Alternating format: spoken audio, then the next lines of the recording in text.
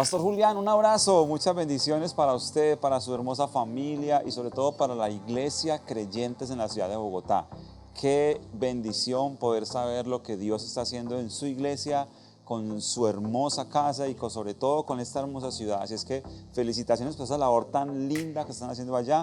Y pues bueno, como les decía, un saludo muy especial desde aquí, desde la hermosa ciudad de Pereira, desde la capital del eje cafetero. Listo, yo soy Cristian, pastor en la iglesia Edificando. Un saludito de mi esposa Natalia, que por un tema justamente de causa y de visión no está hoy con nosotros, pero bueno, también les mando un saludo muy especial. Y nada, queremos aprovechar este momento para de pronto compartir un poco algo que Dios colocó en nuestro corazón. Y es que en los últimos días en los que Jesús estaba precisamente a punto de morir, sucede un hecho que todos conocemos muy bien, y es la última cena. Si se acuerdan, la última cena, aquel cuadro pintado por Miguel Ángel, muy recordado por todos, en donde vemos a los apóstoles con su barba y todo este tema. Y bueno, en este momento Jesús está en la última cena, y recuerden que son momentos que preceden a la muerte de Jesús. Jesús está viviendo un momento muy difícil en su vida, está a punto de terminar su propósito por el cual había venido aquí a la tierra, y entonces convoca a toda la gente que más apreciaba, convoca a sus familiares, convoca, ahí están varios de ellos, están los apóstoles, bueno, está toda esta gente que hacía parte de su corazón, y están allí compartiendo. Ustedes saben que la cena del Señor en ese tiempo, pues en la cultura hebrea era una fiesta, ellos comían de todo un poquitico, bueno, era una fiesta enorme, la pasaban muy bien, de hecho muchas de las fiestas las hacían durante varios días, pero en esta cena muy especial sucede algo, y es que Jesús, como les decía, está a punto de morir. Y Él hace algo muy interesante. Jesús está en el medio de la fiesta, todo el mundo está contento, están repartiendo el pan, están comiendo, están en toda esta digámoslo, esta oportunidad de compartir en familia entre todos.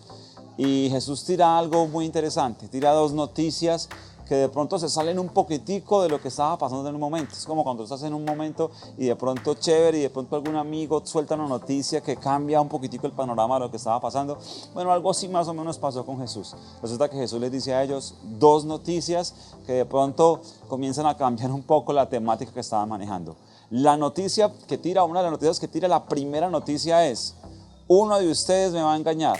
Ay, esa noticia fue, imagínense, después de pasar 3 años y medio con sus discípulos, después de haber hecho milagros, después de haber compartido, después de haber hecho y haber visto a Jesús hacer tantas cosas, Jesús les dice: muchachos, uno de ustedes me va a engañar. Y comienzan a preguntarse en quién será, quién lo va a engañar, comienzan a mirarse entre ellos. Bueno, es un tema allí que comienza a pasar.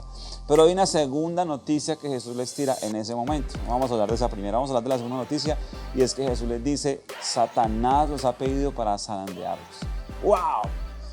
Que Jesús te diga: mira, Satanás te ha pedido para zarandearte. O sea, vas a pasar por un momento difícil, vas a pasar por un momento complicado, se te va a mover el universo en el que vives. Eso es una noticia compleja a veces de recibir. Pero mira qué interesante. Muy exclusivamente, aunque Jesús se lo dice a todos, está hablando muy directamente con Pedro. Y le dice a Pedro: Pedro, Satanás te ha pedido para zarandearte. Es increíble porque Jesús le dice a Pedro: pero yo he orado a Dios, o he rogado a Dios por ti, para que tu fe no falle. Y es en esta frase en la que quiero que nos centremos para culminar esta reflexión. Cuando Jesús le dice a Pedro que está orando por él para que su fe no falle, es muy interesante porque si tú miras unos versículos después, resulta que Pedro falló. Ustedes recuerdan la historia, cuando Jesús le dice a Pedro, Pedro dice: Señor, mi vida pondré por ti. Y Jesús le dice: Pedro, ¿cierto? Y Jesús le dice: Pedro, cuando el gallo no va a haber cantado, tú ya me vas a haber negado 3 veces. ¿Recuerdan esa historia, no? Pues bueno, eso fue después de que Jesús le ha dicho que Pedro, oraré por ti para que tu fe no falle. Entonces hay una pregunta muy interesante.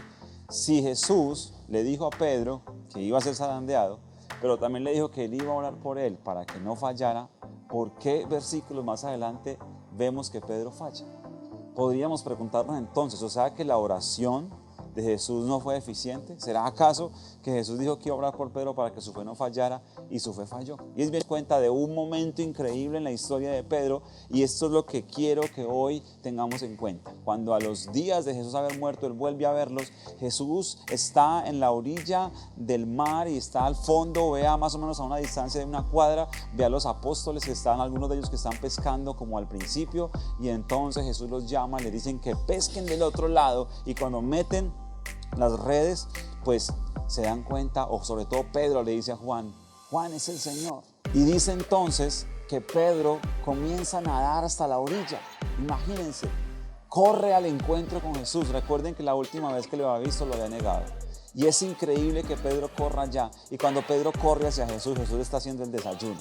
Ahí está Jesús, un pececito, está allí fritándole, quién sabe qué más había allí, arepita, quién sabe qué más tiene el Señor para ellos. Pero lo más importante es que Jesús se encontró con Pedro, y sobre todo Pedro se encontró con Jesús. Y allí es donde hay una reconciliación para Pedro con Jesús. ¿Recuerdan cuando Jesús le dijo que iba a orar por él para que su fe no fallara? Jesús no se estaba refiriendo a que Pedro no se iba a equivocar. Jesús estaba orando por una fe para que no fallara. Se refería a que cuando Pedro volviese en sí, se diera cuenta de lo que había pasado, pudiese encontrar la gracia de Dios, pudiese correr, en este caso nadar hacia el Maestro y decirle, Señor, tú sabes que te amo. Recuerden que Jesús le preguntó 3 veces, Pedro, ¿me amas? Y Pedro contestó, Señor, tú sabes que te amo.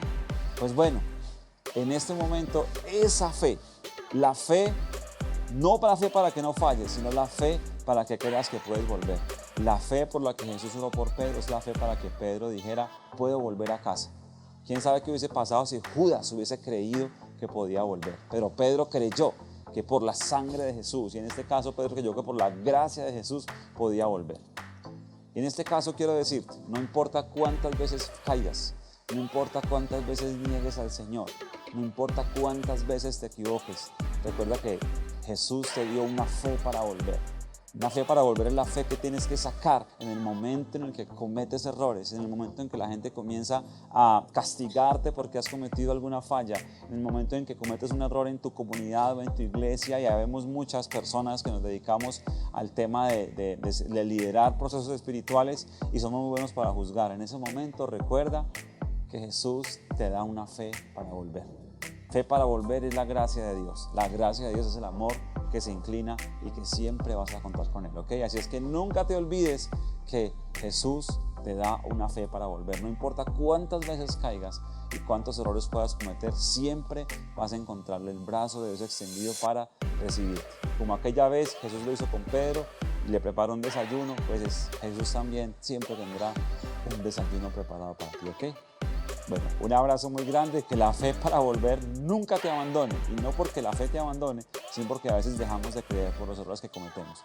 Que esa fe nunca te abandone, iglesia creyentes. Un abrazo muy especial desde aquí, desde Pereira, a los pastores Julián y Juliet, muchas bendiciones, un abrazo enorme, los queremos mucho y chao, bendiciones al máximo. Y no te olvides, siempre fe para volver, no importa cuántas veces te equivoques, puedes regresar a la casa de papá. Chao, bendiciones.